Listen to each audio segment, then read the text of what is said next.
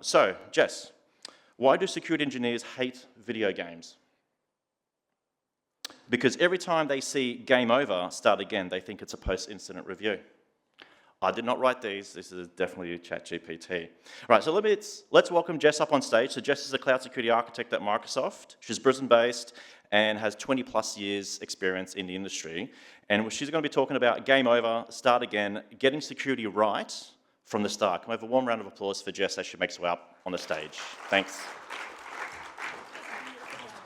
Beautiful dad joke, beautiful dad joke. Thank you very much, Lucas. Thank you all very much for coming along today. So yes, game over, start again, getting it right from the start, or wherever we are at the moment, or when we decide to start again, if we decide to start again. So I am your meme-tastic Thursday morning entertainment. That's why they throw me on Thursday mornings. For those who don't know me, and hopefully I can see a couple of familiar faces in the crowd, my name is Jess Dodson. I do go by Girl Germs online, pretty much wherever you can find me, that's what I'll be known as. I am a security architect working at Microsoft. I've been in the industry now for, as Lucas said, around 20-ish years. I have changed titles 4 times in the last 7 years, and the financial year is just around the corner, so who knows what's coming up. Might be another change again. I love working in security, and I love working for the industries that I get to work with. So I do a lot of work with universities, I do a lot of work with government, because that's my background, so that's where I actually came from. And I was previously in operations, so I used to be an identity administrator a long, long time ago. So I refer to myself quite lovingly as a recovering sysadmin. I don't think I will ever not be some kind of a sysadmin. Now, I have been talking about this stuff for a very long time. Some of you may have attended a talk that I gave, I think it was 2021, called Back to Basics. I am back to hammer home some of those points because we're still doing it, and it's really bad, and it's really annoying. Slight twist this time, though, is because I've now been out in the world for a while, I've kind of got an idea as to why we're doing it a bit wrong and how we can do it a bit better. So it's not just about yelling at you. I will be yelling at you, but it is also going to be giving you some really good things that you can take away. I love giving homework. Anyone who's ever worked with me before knows that I love giving homework. So there will be homework for you at the end, a nice little list for you to take away, depending on what you do in your day job, okay? Lastly, if you see dodgy practices here that you are guilty of, do not worry, you are not alone. You will find many people in this room who are in exactly the same boat. Don't have to squirm, although you can, because then I'll enjoy it more. But the idea of this is to hopefully give you some ideas of how you can do it a bit better, okay? So, the story so far, okay?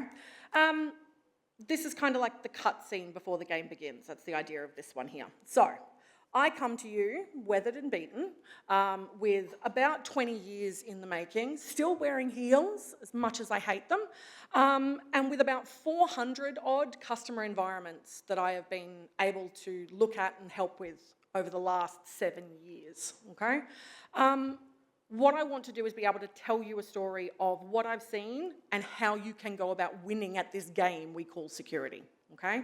So back in the before times, we had nice little boxes, okay? We had our nice little networks and everything was nice and safe and we had to keep it all within our nice little network. We are now in a brave new world. We have work from home, we have a lot of BYOD. Thank you so much, COVID. So now we have to protect everything, everywhere, all at once. That's what we have to do. That's just what our jobs are now, okay? No longer are we locked to purely on-prem environments, which is sucky. We've now got cloud, we've now got SaaS, we've now got those BYOD devices that people love bringing onto our network, and we've also now thrown AI into the mix, which is just wonderful, okay? We also have a lot of buzzwords. Who here has heard the phrase, in their job, do more with less? All the time. What about, this is going to be a single pane of glass? Yeah. Zero trust. Yeah. Best of breed? Yeah. See? So many buzzwords. And the problem is at the moment, the buzzwords don't fix the problem, okay? We have too many people wearing too many hats, okay? Not enough people in the organisations, they're just wearing all of the hats all of the time, okay? Attackers are getting smarter, and if they're not getting smarter, they're just buying attacks because it's getting way, way cheaper, which is really sad. And we have to protect against it. As blue teamers, as the defenders, our job is to try and prevent every attack coming through. They only need to succeed once, okay? So we're not great at the moment at succeeding at that. Okay, so we've set the scene. We're now going to review how others have done it. So this is kind of our gameplay review. Now, I have watched many gameplays as part of my role at Microsoft. I have seen it done well, but I've also seen it done very, very badly. And that's what I'm focusing on here, mainly because it's more fun for me, okay?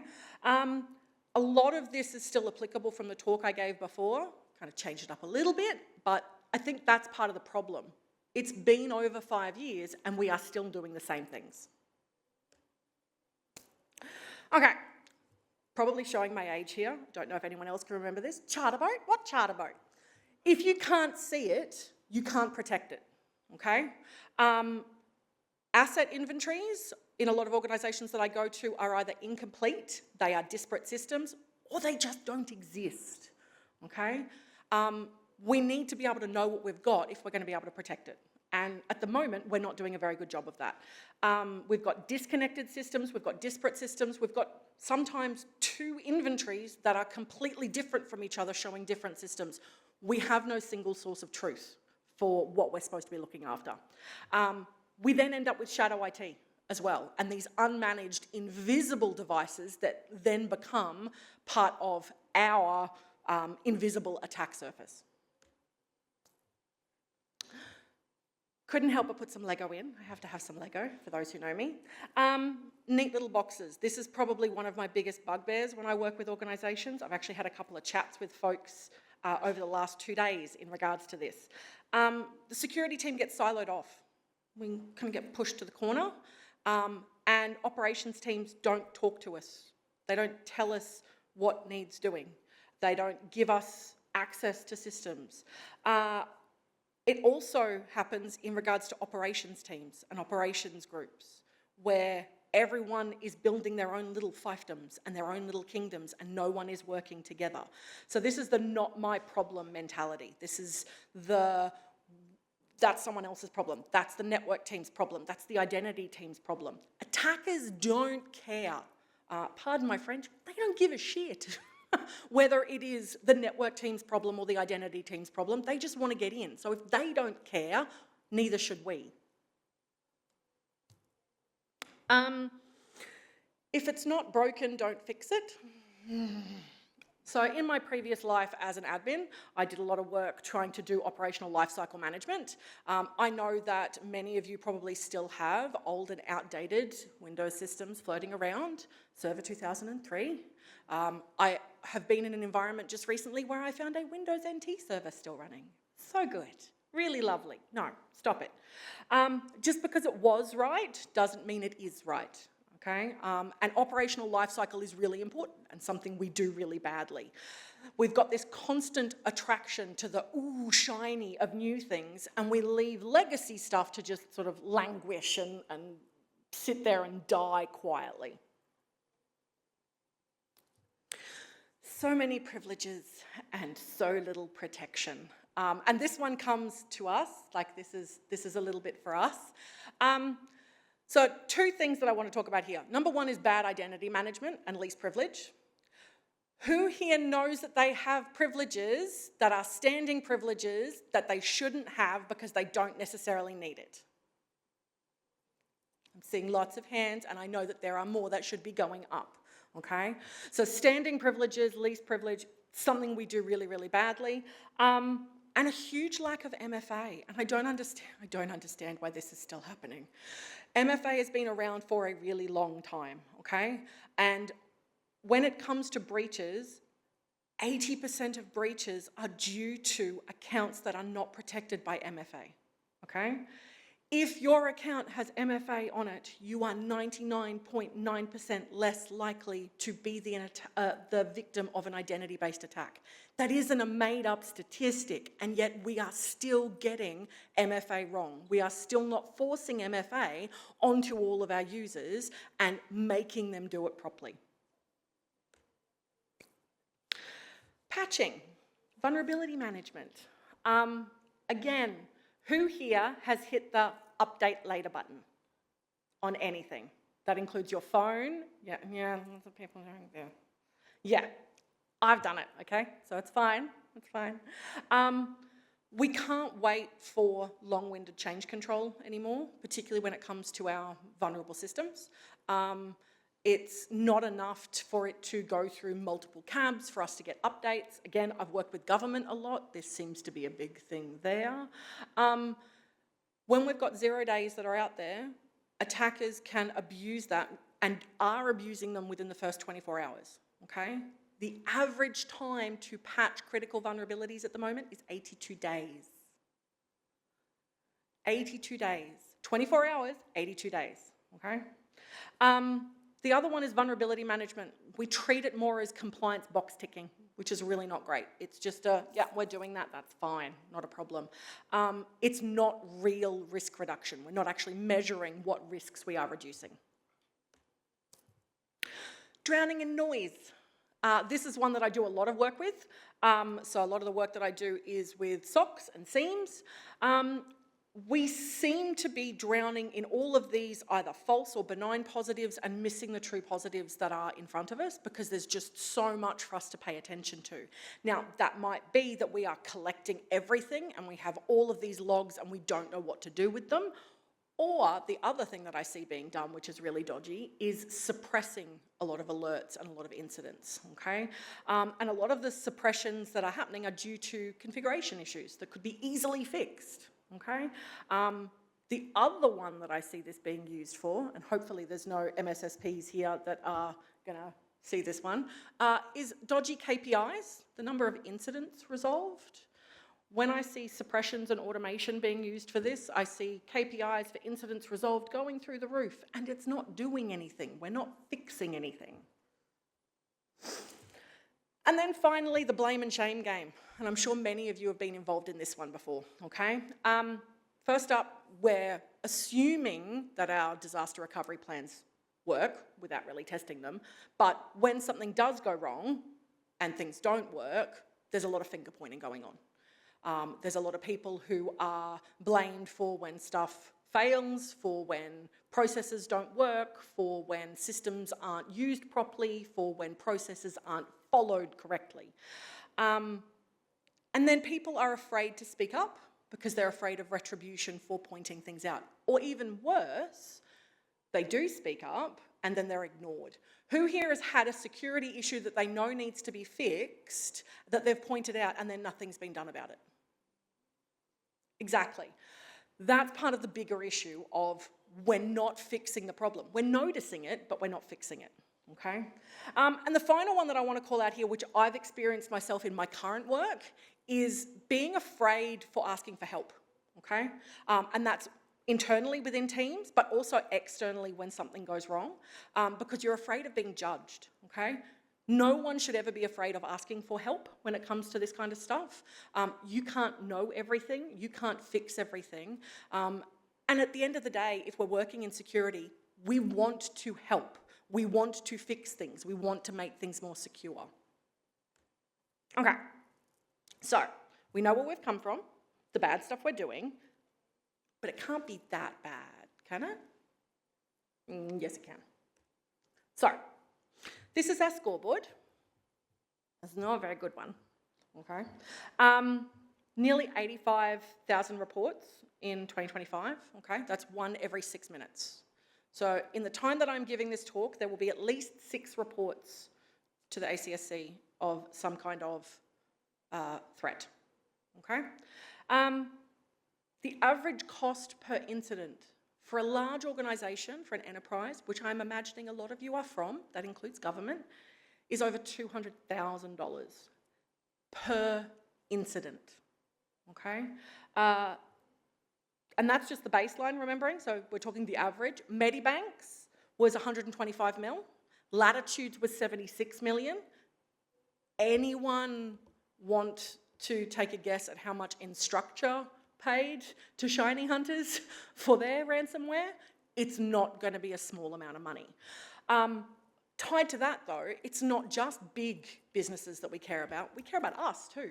So for an individual, you and me, the average cost of some form of incident, most of them being identity theft, is $33,000.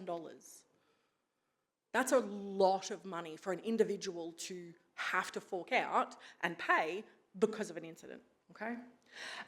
The final piece that I've got there, because I like talking about Essential 8, and I do too much talking about Essential 8, is around Maturity Level 2 compliance. So Maturity Level 2 is what's mandated for all federal government, okay? You've got to meet Maturity Level 2 of Essential 8. Only 22% of the federal government are at Maturity Level 2. Essential 8's been out for a long time now. 2016, 2017? It's been a while. The fact that we still can't get these things right, and they are the basics, is really sad. My favourite slide. Can you sense the frustration? We know where we're at, we know what we get wrong, and we know how bad it is out there. So why? The fact that I've been giving this talk for so long, to me, it's so frustrating that we can't get this right. And I've been spending the last 5-ish years trying to work out what is stopping us from actually moving the needle, from shifting it to make us better at doing these basics, okay? The truth is, the tech is the easy part, and I'm sure you're all aware of that. The tech is simple. It's the people and the processes that are hindering our ability to get stuff done. We know this stuff. Everyone here knows everything that I've already said. I haven't taught you anything new in the last couple of slides that I've given you, okay? You all know that this needs to be done, okay? Nothing is shiny and flashy. It's not sexy. It's really boring. Just saying to do it isn't enough. I know it's not enough, because if it was enough, you would have all done it 6 years ago when I gave the first talk. We know it's effective. It's widely documented now. It's in pretty much every industry standard. It's technically pretty straightforward for the most part. Often it is only partially implemented, if at all. Our reviews, our audits, our assessments, and I do them, like I do assessments for a lot of organisations, they show gaps in the basics. Not just once, like every single time, every security assessment, every security audit is showing gaps in the basics, okay? It isn't a failure of the tech. It's really interesting because I just had a chat outside with a gentleman in regards to this exact topic. Business priorities aren't do security. Unless you're working for a security company, your business, their objective isn't to do security. And the priorities of that business keep shifting. In education, it's teaching people. In government, it's helping the government run or helping people. In retail, it's selling stuff and making money, okay? Security isn't one of their priorities. We, in security, are often pushed to the side. We are one of the things that gets kind of shuffled sidewards because, number one, the growth of the business has to keep going, and security is often a blocker. And two, security costs money, often a lot of money, okay? Then we end up with tech debt. I'm sure many of you have got a lot of tech debt floating around, and it just builds until it becomes a problem and it falls over, and by then it's too expensive. It's going to cost you a bucket load of money to fix, when it would have been much, much cheaper to fix it way back when, okay? You folks know what needs to be done, and this is the most frustrating part. We collectively agree they matter, but we collectively tolerate that they don't get done. We all have standing jokes about old operating systems, about code bases that haven't ever seen a security review, about proof of concepts that are now well embedded as production that have never seen a security audit at all, okay? All of us have got those kind of things. So we collectively tolerate this stuff. Compliance is seen as just a checkbox. Anyone who has heard me talk on Essential 8 before knows that whenever I have the slide about what Essential 8 is, the prioritised part is bolded and underlined and italicised because it's purely the prioritised mitigation strategies. It's not the be-all and end-all. Compliance is a point-in-time checkbox, okay? It is just saying, at this point in time, we have seen this thing. Awesome, great, that's brilliant. Getting your assessments and your audits done often gives you a false sense of security because you just assume, that's it, I'm done, I don't have to worry about it, I can dust my hands. So we need to stop treating compliance as a checkbox. And then I'm sure everyone here will agree with me, security gets no love. We don't get love, we don't get money, we don't get headcount, we don't get time, there's no effort put into it because there's always something else that we're fighting for. It is seen often as just part of IT. It is seen as business as usual, as IT hygiene. It's not seen as its own separate piece in a lot of organisations that I work with. Leaders have to be involved and they have to be aware in order for us to see a change. For me, the big one that I think is the most important, that I'm hoping against hope is going to make a difference, is the FIG Securities Federal Court case. So the FIG Securities Federal Court case that came down where they got whacked for not doing the bare minimum of cybersecurity, the fine that they got was double what they would have paid to do the security, and that was intentional. It was to show that not doing this is going to cost you more, that you need to be doing this no matter how much it's going to cost you, because if you don't do it, it's going to cost you a hell of a lot more in the long run, okay? If we keep treating security as just BAU hygiene and general IT and not giving it any love, rather than a core business risk, we're going to continue to fail at those basics. Okay, and we're going to absorb those losses, and those losses are huge. Okay, so it's bad, we've been bad, there's badness everywhere. How do we get good? That's pretty much it. How do we get good at this? And this is the part that isn't easy because most of it isn't technical. There is technical stuff, like we can clicky buttons and look at dashboards and make sure that we're closing our incidents and all that kind of stuff. But the stuff that we need to do in order to do that is all of the background stuff. And unfortunately, a lot of it sits with our leaders. We need to make cyber risk a business risk, okay? We have to be able to translate tech jargon and the stuff that we are doing and our vulnerabilities and all of those security risks into operational and financial and reputational risks in order to engage our business. They do not care about the number of systems patched. They do not care about the number of users that have MFA. They do not care about the number of vulnerabilities you've found. They want to know what is the cost to the business if, number one, you hadn't done that, or what is the reputational risk to the business, okay? How long would it take to recover, okay? And not only that, if we end up with a breach and we have to recover from it, how much business are we going to lose because of that?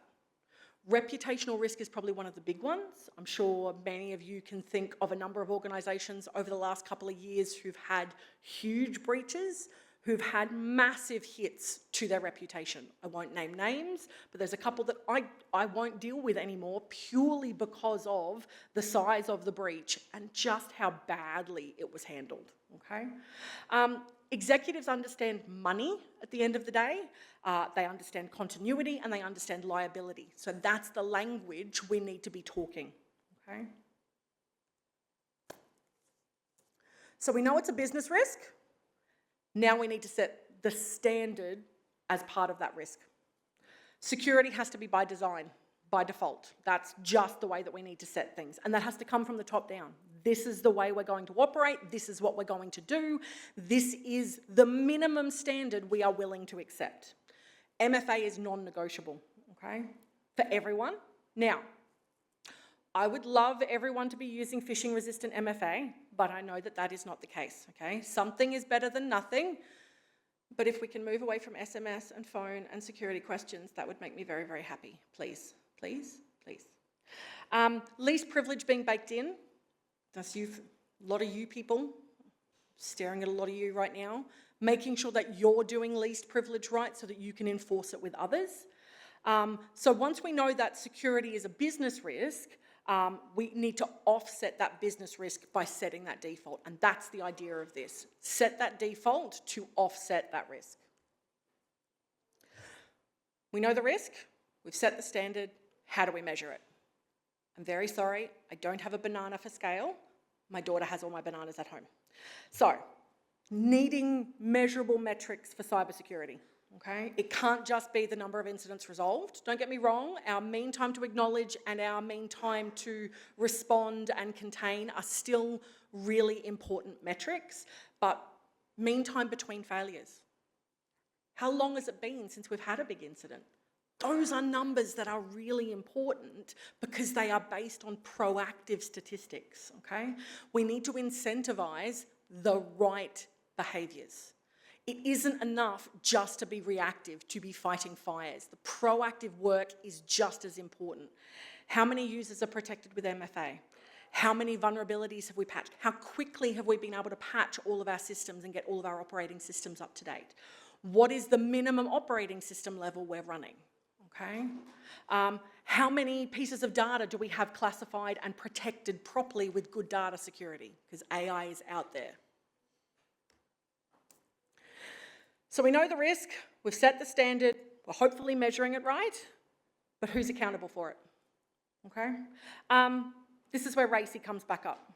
And this is the one part that I always see getting wrong because it's where everyone kind of passes the buck to everybody else. No one is accountable, no one is responsible, which means that if everyone is responsible, then no one is. So while security is everyone's responsibility, we need to get the RACI of security right, okay? Culture matters. We need that responsibility and accountability to sit with our leaders. And that goes all the way up to the top. Our business leaders need to have that accountability. They might not need to know all of the tech details, but they still need to be accountable for it. We need to be able to point out risks without finger pointing and without blaming. We need to be able to look at our failures and move forward from them rather than constantly looking backwards. And we need to make sure that security is the easiest path rather than people working outside of security, and we need our leadership to enforce that. And I think one of the problems that we have is that people assume that there is only one security. There is only one way to do security. In all of the organisations that I work with, there is no such thing as a one-size-fits-all. It is a sliding scale based on agility and based on risk and where your appetite sits between those two. A lot of the industries I work with are in education. They lean far more towards agility, so there is slightly less stringent security controls on some things. Versus in some government organisations, we have slightly more risk that we are concerned about, so we lean more heavily towards security. Okay. So we get to the fun, meaty part of it. I promised checklists. This is your homework, okay? So everyone should pay attention to these bits. Now, because this is a gaming-themed conference, I did this based on games and RPGs. So I'm showing my gaming side here and also my choice in games. Okay. So our standard users are our NPCs. And at the end of the day, though, we are all NPCs under the hood, okay? So these are the folks that we are protecting, that we are looking after, but we also play this role because we are one of the NPCs in our big organisation, okay? So, protecting your own credentials, not just your work ones, personal ones. Your identity is valuable. Your identity can be used and can cost you a lot of money. So making sure you are protecting your banking accounts, your email accounts, and all of your social media accounts. They can be used to perform identity theft-based attacks against your employer. Looking after your own devices, so we need to stop hitting update later, please. That would be lovely. And that includes any of the devices that you use to access work data as well. So I know I use my mobile phone to access work data, so I try and make sure that I'm updating it as frequently as possible. But also for ourselves as well. We don't want to be the victim of an attack, so making sure that we're doing the bare minimum. Completing security training, but actually absorbing it. And this one's an interesting one because there's a flip side to it. If you're creating security training, you need to make it engaging. People actually want to pay attention, but if you make it boring, they're going to slip into a coma. So you need to make sure that the training you're giving is actually engaging to your users so they pay attention and absorb it. Reporting suspicious activity, any activity, okay? SMSs, weird phone calls, weird emails, people tailgating you coming into your building, all that kind of stuff's really important to report, okay? Particularly the ones where it is random and out of the blue. Identity theft attacks are becoming more and more common, and it's being done through social engineering. And with AI in the mix and with deep fakes available now, it makes it much, much harder to spot, you know, the lovely dodgy English that we see in some of those emails. Understand the data you access. Quoting Spider-Man, with great power comes great responsibility. So understanding the data and the systems you have access to so that you can understand exactly what could be at stake should your identity or credentials become compromised. And then finally, don't be afraid to ask for help. And that's our users as well as us. We're not expected to know how to do our users' job. Okay, most of the time we're not expected to know what they're doing, so we shouldn't expect them to know how to do ours, so we shouldn't be judging and nasty towards them when they come us asking for help, okay? Flip side to that is we should be able to ask for help as well. Again, we can't know everything. And non-security tech, okay. Now, while security is everyone's business, as I've said, security isn't in everyone's title, okay?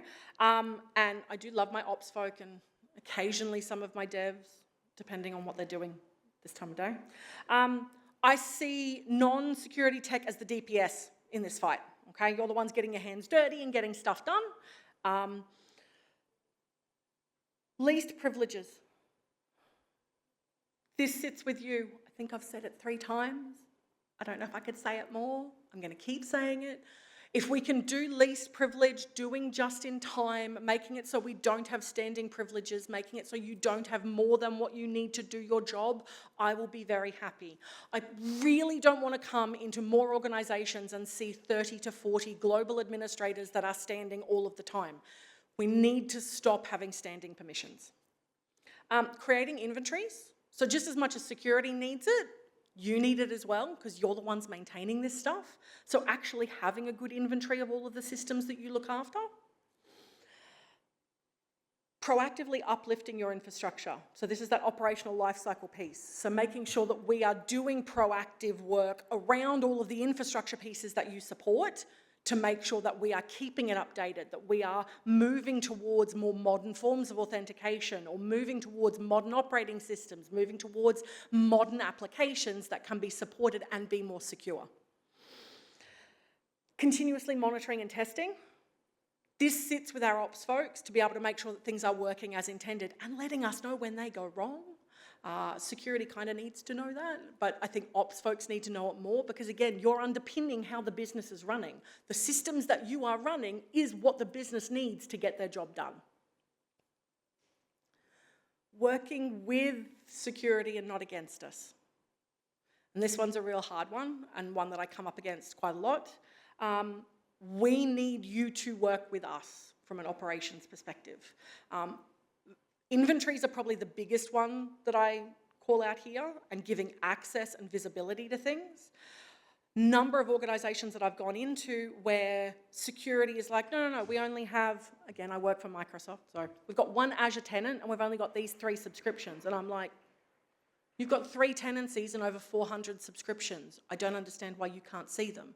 Operations hasn't given access. Security can't protect it if they can't see it.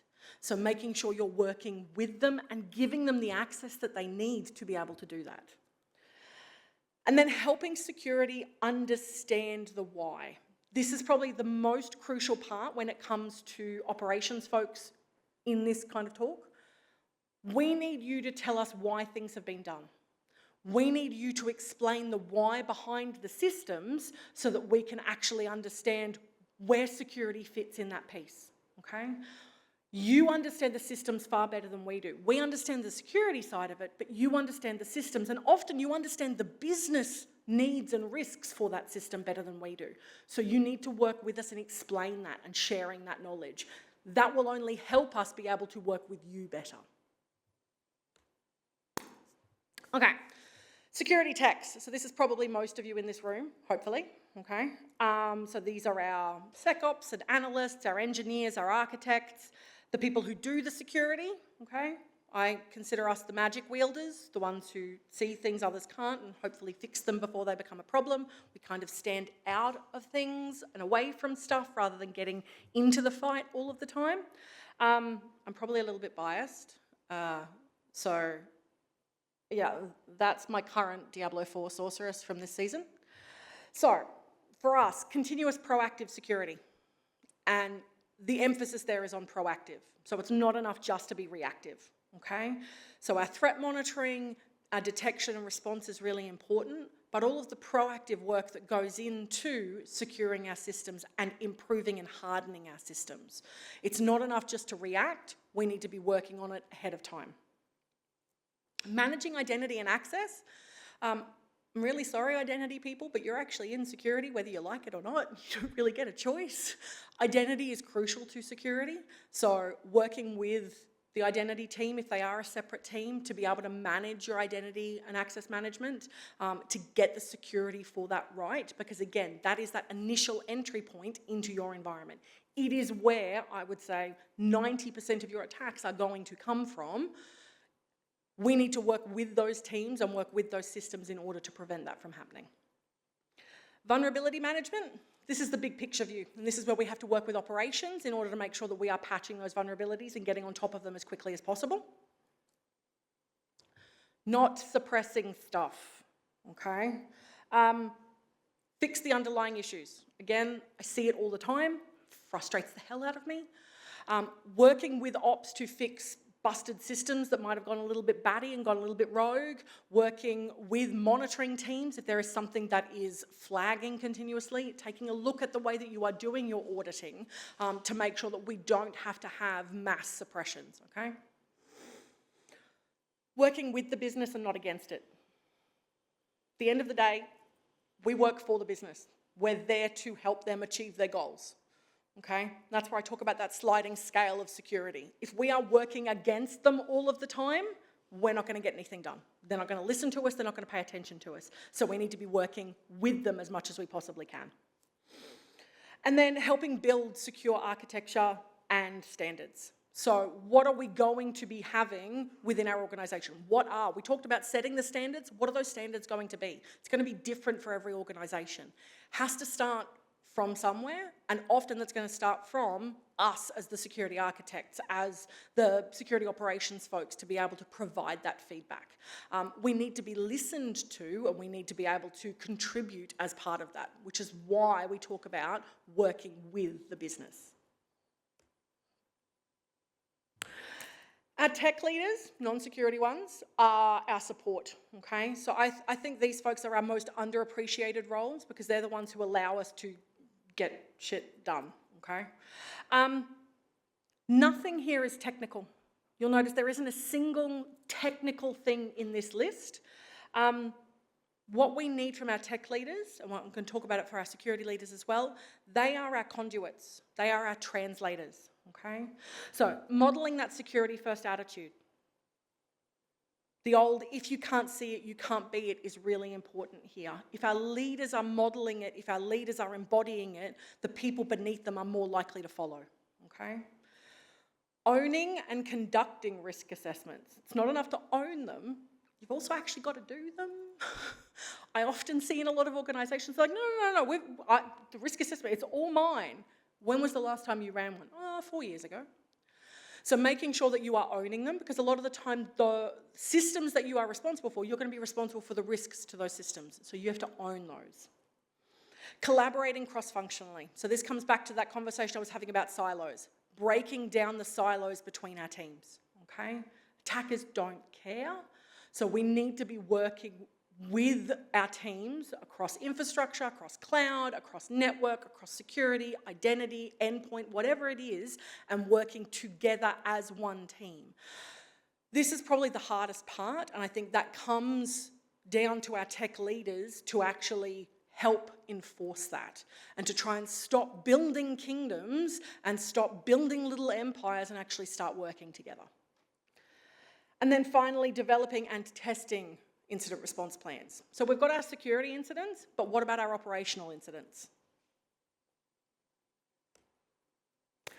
Our security leaders are our healers, okay? They're often ignored. They're the people who stand in the fire. They are the translators for our security risks. So we need them to be the executive security translators. Explain stuff in business terms, not in tech terms, okay? Business understands cost. Defining the security strategy and owning it, okay? Be willing to stand up for it. This is the big one that I have. Our security leaders, and there'll be some of you in this room, you can't back away from a fight. If you know what is right, you have to stand up for it, okay? Work with the business, absolutely, but make sure that you are standing up for security and for your team. Overseeing your incident response and preparedness, okay? The buck stops with you at the end of the day. You're the leader. Team resource allocation and clarity.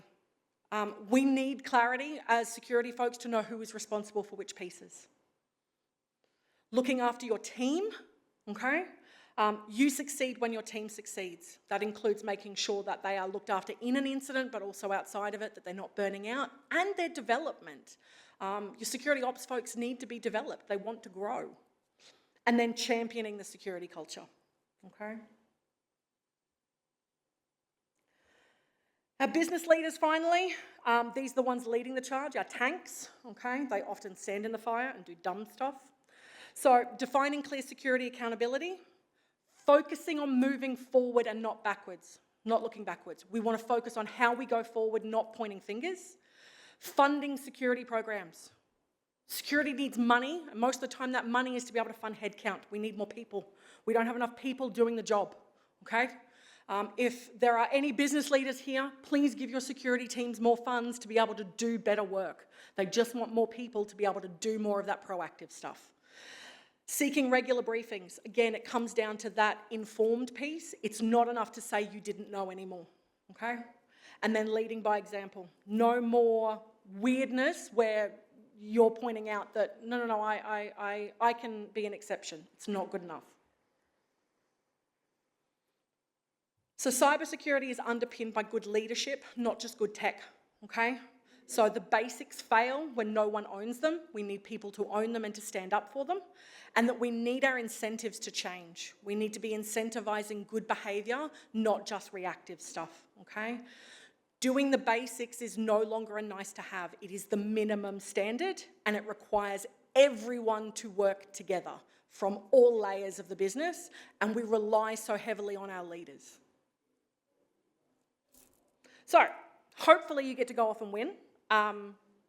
Fingers crossed you're already doing most of this stuff, which makes for a happy Jess. 2 thumbs up. If you think I've missed something, and I'm sure I have, please come and have a chat to me afterwards. But otherwise, thank you all very much. Thank you, Jess.